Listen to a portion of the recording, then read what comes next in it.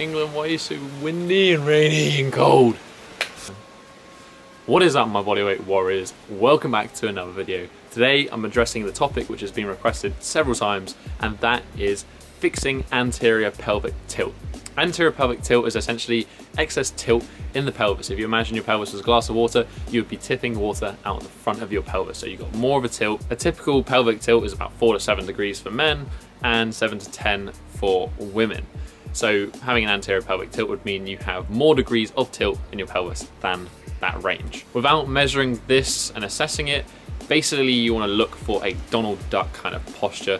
That is going to be that you're going to have a little bit more curvature in your lumbar spine, bum's going to be out, your hips are going to be tilted, and you may have a little bit more protrusion in your stomach. As a general rule of thumb, this is going to be caused by an imbalance at the hips. You're going to have tight and overactive muscles that anteriorly tilt the pelvis, and weak and long muscles that posteriorly tilt the pelvis. So it's all about bringing balance back to those muscle groups. The tight and overactive muscles are generally going to be the lower backs, and then also your quads, hip flexors, and psoas. And then the muscles are going to be weak are going to be your glutes and hamstrings, often from sitting for long periods of time, and then as well your lower abdominals. So basically what we're going to do to fix anterior pelvic tilt is we're going to stretch out the tight overactive muscles, and we're going to strengthen the weak and long muscles. It is important to note, as always, that you take this information and apply it to yourself. Although these factors contribute to anterior pelvic tilt, it may be that you only have 1 or 2 of these issues that need to be addressed to fix your anterior pelvic tilt. This might only mean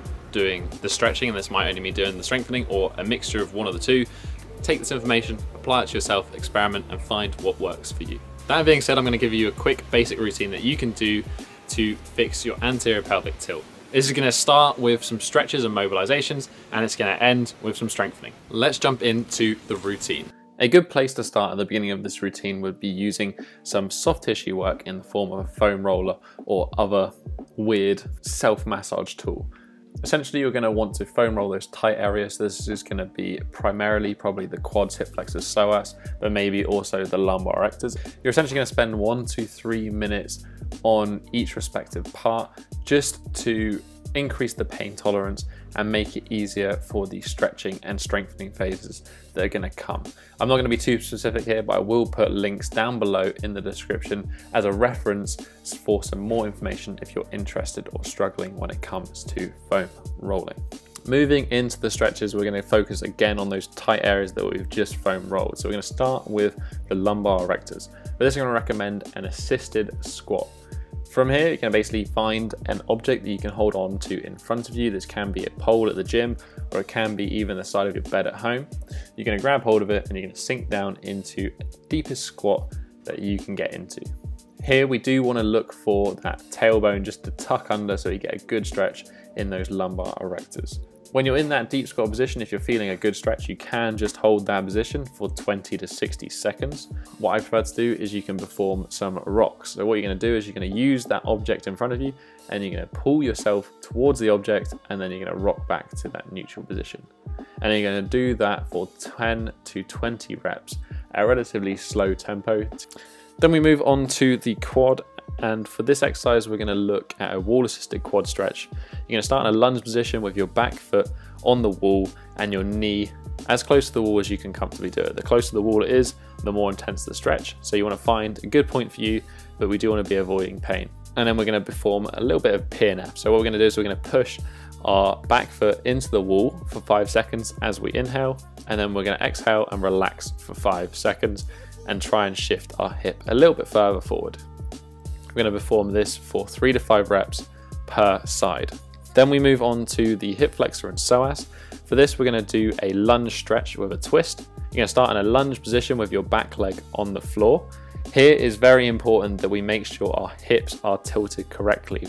We don't want to be in that anterior pelvic tilt. We want to make sure that our tailbone is tucked and we're in a little bit more of a neutral hip position. When we're in that position, we're going to raise the same side arm of the leg that is being stretched above our head, and then we're going to move our hips forward into a point of stretch, and then all we're going to do is we're going to twist slightly away from the side that's being stretched, and this should magnify the stretch that's already happening. From here, we can just hold this position for 20 to 60 seconds, remembering to breathe nice and deep diaphragmatically and trying to relax into that stretch. So that's the stretching done. Let's jump into the strengthening. First of all, we're going to focus on the glutes and hamstrings. So we're going to do this with a hip thrust. The simplest progression would just be lying on your back on the floor with your legs bent.